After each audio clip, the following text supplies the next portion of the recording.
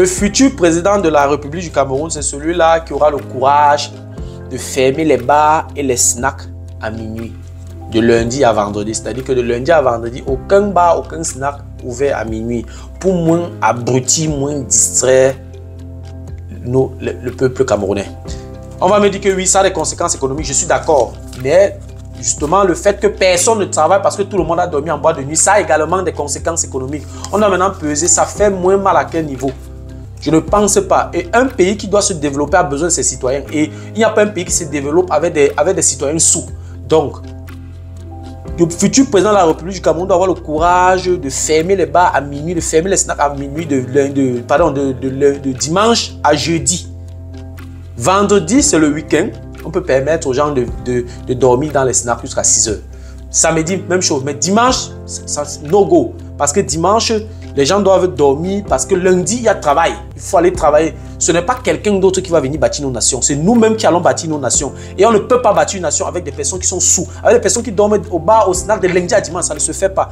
Donc je pense que si le futur président de la République du Cameroun doit être sérieux et attaquer vraiment les fléaux qui minent notre société. Voilà.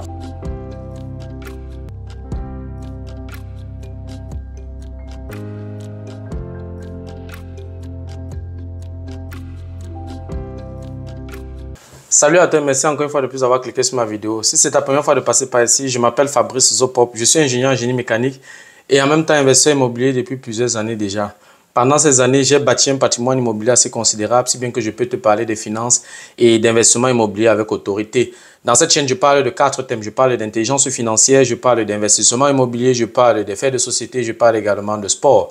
Voilà, si tu es intéressé par ces 4 thèmes, abonne-toi tout simplement à cette chaîne pour ne manquer aucune vidéo. Et si en plus de ça, tu actives la cloche de notification, alors tu recevras de manière automatique une notification lorsqu'une nouvelle vidéo sera publiée. Voilà, si tu as des questions, des remarques, des suggestions, des critiques, ou alors des propositions d'amélioration, n'hésite pas de m'écrire en commentaire. Un like me ferait énormément plaisir. Si tu as besoin de mon expertise, tu peux me contacter à tout moment via les coordonnées qui s'affichent à l'écran. Tu peux également me recommander auprès de tes proches pour leur permettre de profiter également de mes connaissances. Quand je parle de connaissances ici, je parle d'accompagnement dans l'investissement immobilier. Voilà, si tu as envie d'investir dans l'immobilier et tu ne t'y connais pas, tu n'as pas de connaissances, tu peux me contacter à tout moment. On va tailler ta formation. Ça peut être virtuel, ça peut être physique, ça va dépendre de ta disponibilité. Voilà, si tu as déjà investi dans l'immobilier et tu aimerais augmenter ton patrimoine immobilier, tu peux également me contacter. On va trouver des stratégies pour augmenter ton patrimoine immobilier. S'il y a un peu de désordre dans tes finances et tu ne connais pas comment t'y prendre, tu peux également me contacter. On va mettre de l'ordre dans tes finances. Si tu as des proches qui aimeraient investir dans l'immobilier en Allemagne, qui vivent en Allemagne ou qui ne vivent pas en Allemagne, tu peux également me contacter. On va s'asseoir sur leur solvabilité, on va regarder toutes leurs conditions et on va donc tracer quelques pistes pour leur permettre d'investir dans l'immobilier. Et je peux également t'accompagner dans la fiscalité immobilière. Si tu investis dans l'immobilier et tu ne t'y connais pas dans la fiscalité immobilière, tu peux également me contacter. On va, n'est-ce pas, travailler ensemble et je te présenterai donc quelques pistes comment faire pour réduire ta charge fiscale. Dans la vidéo d'aujourd'hui, je vais aborder une thématique un peu qui va un peu fâcher. Voilà, c'est une thématique très délicate. Parce que lorsqu'on touche déjà la politique d'un pays, ça devient voilà, très sensible. Donc, je vais être franc dans ma vidéo d'aujourd'hui. Et en fait, la vidéo d'aujourd'hui, je parlerai du profil du futur président de la République du Cameroun. Quoi qu'on dise, nous avons voilà, un papa, un patriarche, quelqu'un qui est déjà très âgé à la tête du Cameroun. Et voilà, quoi qu'on dise, je ne connais pas le nombre d'années que ça va mettre, mais c'est pour moi une fin de règne. Et généralement, dans tout régime ou alors dans tout régime qui a duré, généralement, les fins de règne sont souvent très bruyants. Et moi, je ne suis pas ici pour faire la publicité d'un quelconque parti politique ou d'un quelconque homme politique. Je vais donner mon avis en tant que citoyen, en tant qu'observateur de la société. Et voilà, donc je parlerai donc du profil du prochain président camerounais. Donc, je donnerai ici voilà, je vais parcourir exactement le profil ou alors les différents travaux que le futur président camerounais aura sur sa fiche, ou alors les futurs chantiers qui l'attendent. Donc, comme j'ai dit, je vais aller dans une optique scientifique. Et voilà, donc si tu veux en savoir plus, toi-même tu constates, toi-même tu te rends compte que c'est délicat. Donc, vraiment, assieds-toi confortablement et la suite juste après le générique.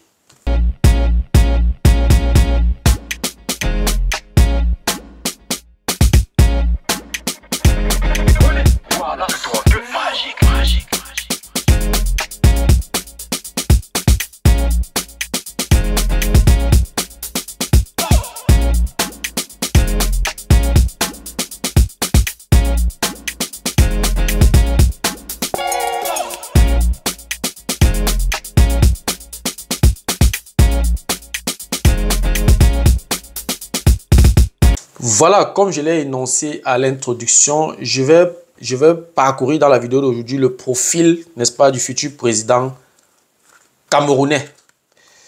Voilà, le futur président camerounais, c'est celui-là qui aura le courage, qui aura, n'est-ce pas, la capacité de mettre un terme à l'opacité à la douane et aux impôts. Parce que c'est un endroit où le peuple camerounais verse ses recettes. Donc, si le futur président met l'accent ou alors a la mainmise sur toutes les entrées à la douane et aux impôts, je crois que ce pays sera bien parti pour ces défis à venir. Donc, le futur président de la République du Cameroun doit avoir la capacité de mettre un terme à l'opacité à la douane et aux impôts. Voilà. Le futur président du Cameroun, c'est celui-là qui aura, n'est-ce pas, la capacité de réformer les péages. Nous savons tous ce qui se passe dans les péages. Il y a tellement de fuites dans les péages. Plusieurs contrôles ont fait leur rapport. Nous sommes tous convaincus qu'il y a du vol au niveau des péages.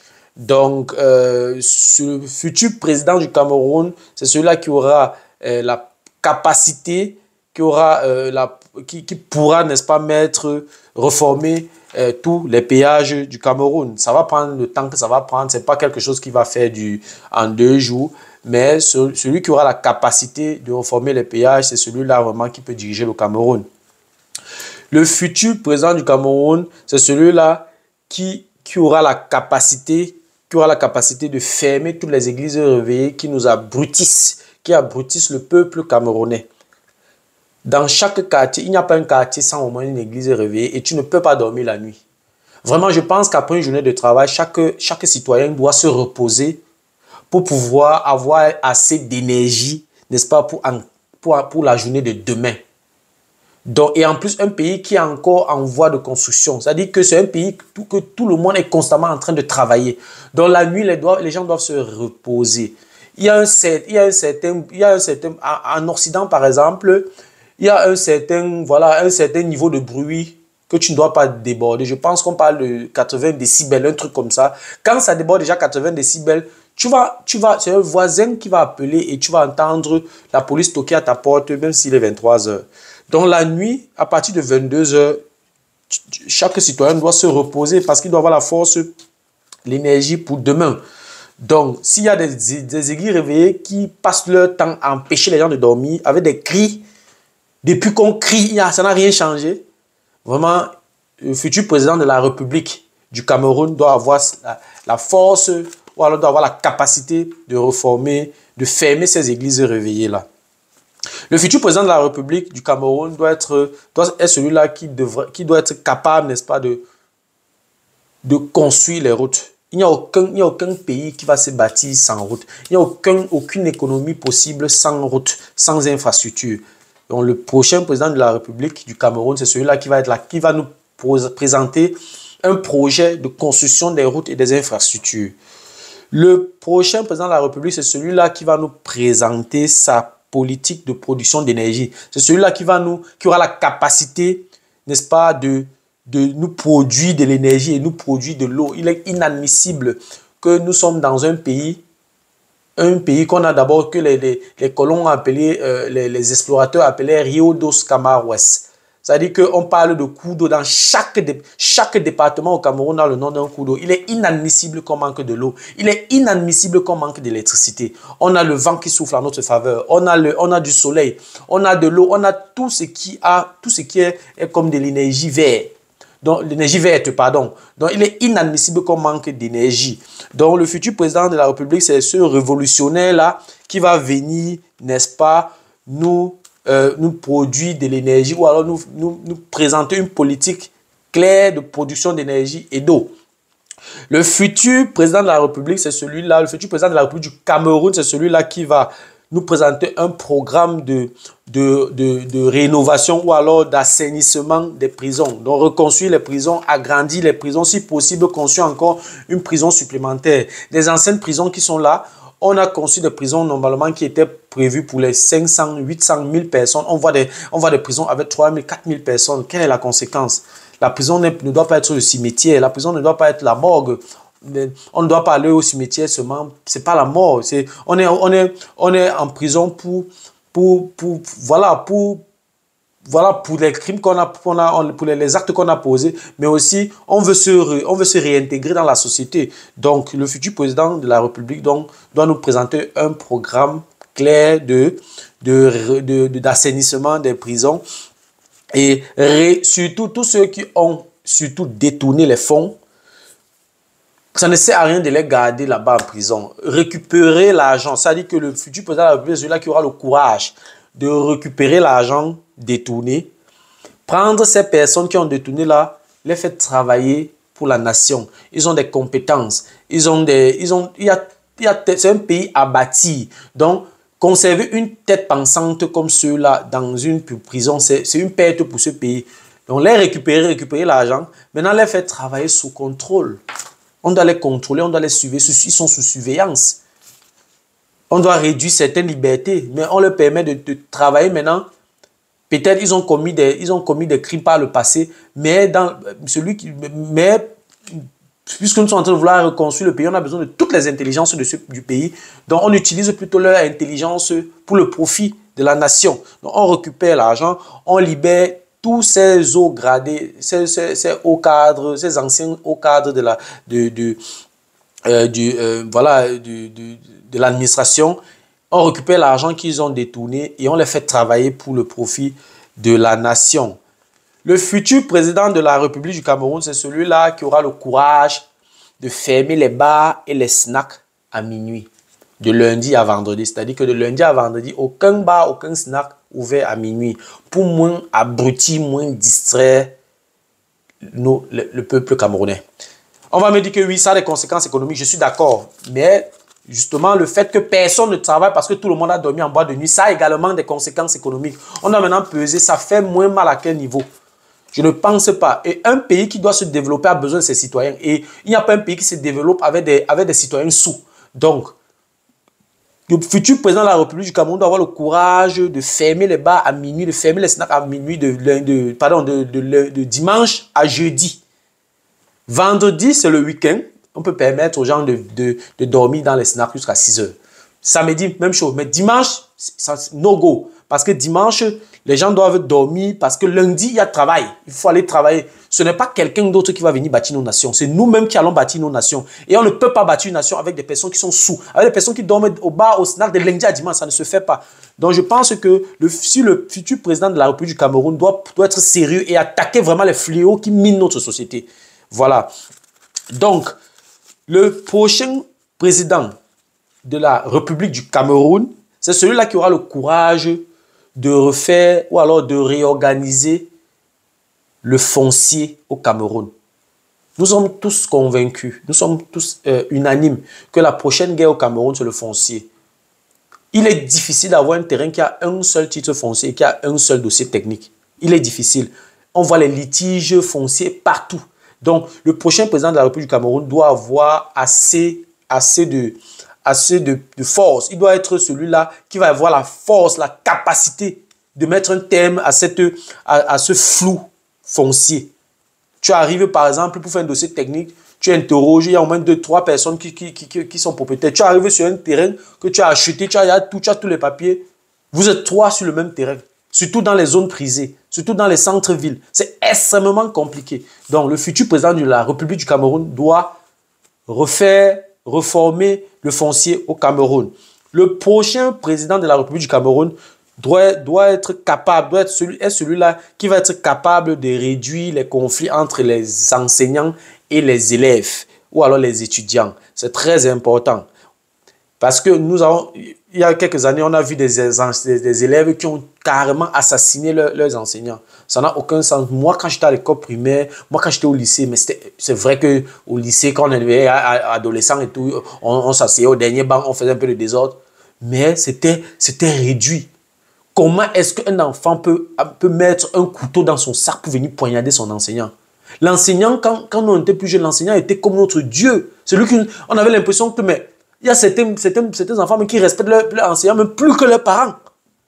Donc, ce nouveau président, ou alors le futur président, le prochain président de la République du Cameroun, c'est celui-là qui sera à mesure, n'est-ce pas, de mettre un terme, alors de réduire les conflits entre élèves et étudiants, et réduire également les notes sexuellement transmissibles, que ce soit à l'école primaire, au lycée ou bien à l'université. Il faut être regardant dans ce sens-là. C'est pour ça qu'il faut travailler beaucoup. Il faut beaucoup travailler. Je m'adresse au futur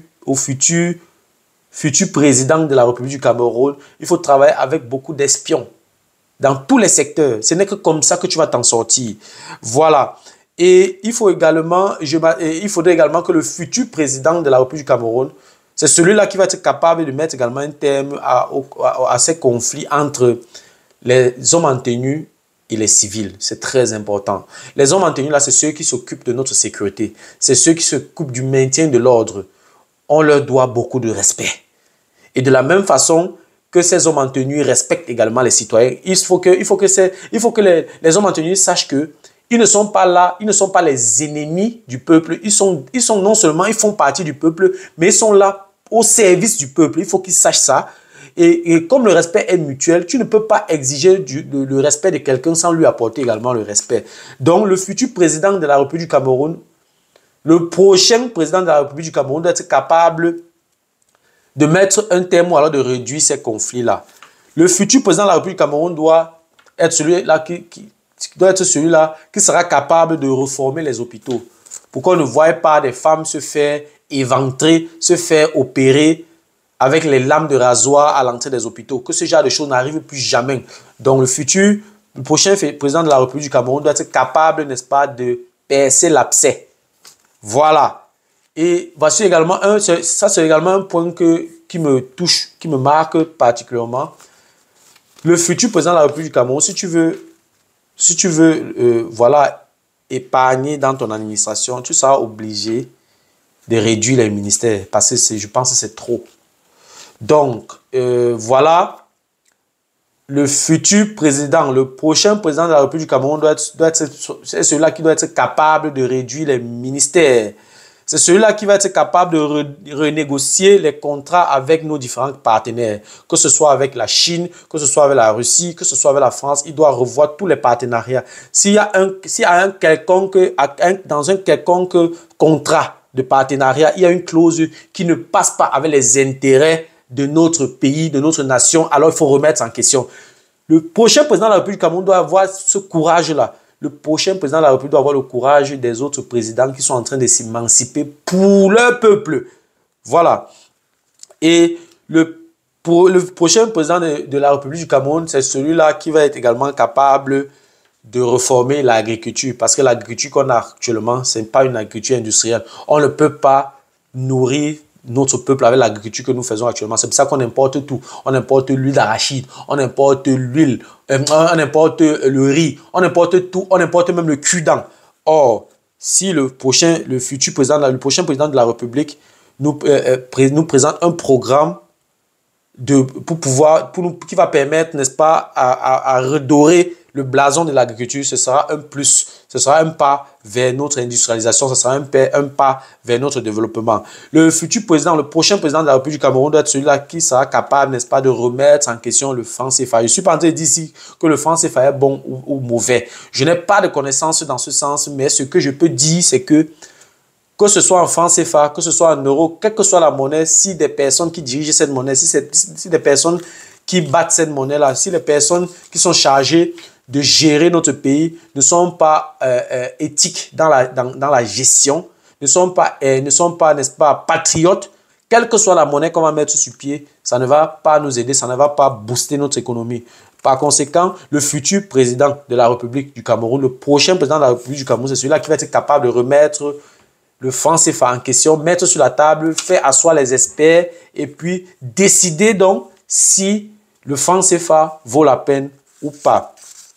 Le prochain président de la République du Cameroun, c'est celui-là qui va être capable de reformer l'éducation, qui va être capable d'introduire une langue nationale. Actuellement, on a presque 300 ethnies au Cameroun. Donc, il va falloir beaucoup de travail, faire asseoir également des experts linguistiques, développer d'abord peut-être pour un début, peut-être 5 langues ou 3 langues, et au fil du temps maintenant, je pense qu'à la fin, on pourra avoir une seule langue. Ça ne va pas prendre 5 ans, ça va prendre beaucoup d'années. Je ne pense pas qu'on peut le faire en moins de 30 ans. Donc du coup, le futur président, celui-là qui veut vraiment que le Cameroun se développe, il doit appuyer là où ça fait mal. Donc, le futur président de la République du Cameroun, le prochain président de la République du Cameroun, c'est celui-là qui va être capable, n'est-ce pas, de mettre sur pied une langue nationale. Le prochain président du Cameroun, c'est celui-là qui devra être capable de résoudre les conflits au Nozo. Ça fait déjà quand même, c'est depuis 2016 que ce conflit existe. Ça fait pratiquement 7 ans. Ça va bientôt faire 8 ans. Donc, le prochain président de la République du Cameroun, c'est celui-là qui sera capable, n'est-ce pas, de résoudre le conflit au nord-ouest et au sud-ouest. Le prochain président de la République du Cameroun, c'est celui-là qui va être capable d'implémenter la politique d'assurance pour tous, c'est-à-dire que mettre les assurances au départ, subventionner, faire des appels, faire appel, n'est-ce pas, aux investisseurs, trouver des partenariats, n'est-ce pas, pour financer, n'est-ce pas, ce projet d'assurance pour tous. C'est très important. On n'aura plus des situations où quelqu'un n'a pas l'argent et il meurt parce qu'il n'a pas d'argent. On le soigne d'abord, on le prend en charge maintenant. On va le faire maintenant payer en plusieurs mensualités. Ou alors on va trouver d'autres moyens, comment faire, n'est-ce pas, pour lui permettre d'avoir accès aux soins. En payant par exemple l'assurance chaque mois, ça lui permet déjà d'avoir une couverture sanitaire. Ça lui permet déjà d'avoir une couverture sur le plan santé. C'est très important. Le futur président de la République, le prochain président de la République du Cameroun, c'est celui-là qui va être capable, n'est-ce pas, d'augmenter le SMIC. Nous sommes actuellement à 36 000 francs CFA. Celui qui aura la capacité, n'est-ce pas, de pousser, n'est-ce pas, le SMIC vers le haut, ce sera une très bonne chose. Ça va booster également l'économie parce que le pouvoir d'achat va également augmenter. Il faut juste bien s'y prendre. Il faut juste détecter les niches où on a les fuites, où on a les pertes d'argent pour pouvoir donc subventionner ces projets ou alors ces différents couloirs que j'ai énoncés depuis le début. Le prochain président de la République du Cameroun, c'est celui-là qui va être capable, n'est-ce pas, d'implémenter de manière efficace la décentralisation au Cameroun, parce que jusqu'ici, la décentralisation au Cameroun n'a vraiment pas marché. Si ça avait marché, on n'aurait pas certaines zones, par exemple, dans le Grand Nord qui sont enclavées. Il y a des zones même dans le Grand Sud qui sont enclavées. Il y a des zones vraiment enclavées où il n'y a pas d'école, il n'y a pas d'hôpitaux, il n'y a rien, il n'y a pas de route. Donc, si la décentralisation avait marché, on n'aurait pas ces genre de situations-là. Donc, le prochain président du Cameroun, c'est celui-là qui va être capable, n'est-ce pas, d'implémenter de manière efficace la décentralisation au Cameroun. Voilà. Le prochain président du Cameroun, c'est celui-là qui va également être capable de mettre un terme à la théorie de l'équilibre régional que je n'aime pas. Je n'aime pas entendre l'expression l'équilibre régional. Vraiment. Celui-là qui va mettre un terme à cette théorie de l'équilibre général-là et qui va laisser la place pour permettre, n'est-ce pas, à la méritocratie de prendre place, pour permettre à la méritocratie d'émerger. C'est celui-là qui mérite diriger le Cameroun. Si les nordistes sont les plus bons en finance, on les fait gérer les finances du Cameroun. Si les Bamileke sont les plus bons au football, on les fait jouer au football. Même si tous tous les footballeurs s'appellent Chinda, s'appellent, je ne sais pas, QAT, s'appellent je ne sais pas qui. Mais si c'est qui méritent, ils vont jouer. Si tous les doigts là sont doués dans l'enseignement, pour enseigner à l'école primaire, au lycée, à l'université, on les fait enseigner les Camerounais. La méritocratie doit être notre idéal. On doit se diriger vers la méritocratie. Voilà.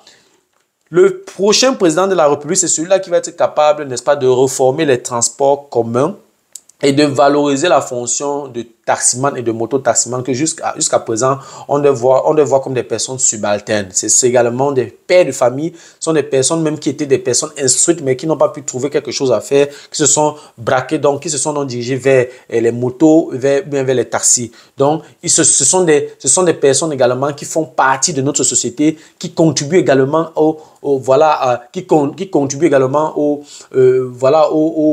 à l'épanouissement de nos peuples, qui contribuent en leur manière, n'est-ce pas, au développement du pays. Donc, on doit tenir compte d'eux. On doit valoriser leurs fonctions.